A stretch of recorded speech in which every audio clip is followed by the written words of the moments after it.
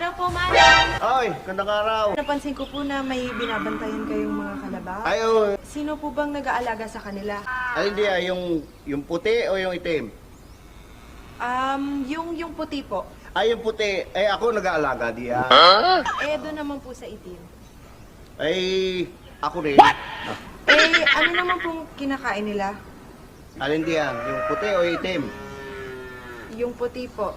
Ay, yung puti. Ay, pinapakain ko dyan yung sariwang damo. Eh, doon naman po sa itim. Yung itim, ganun din. Sandali lang, manong ah. Eh, kanina pa ako nagtatanong.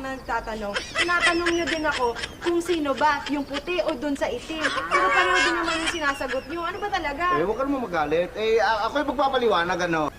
Yung kalabaw na puti, ako may-ari niyon.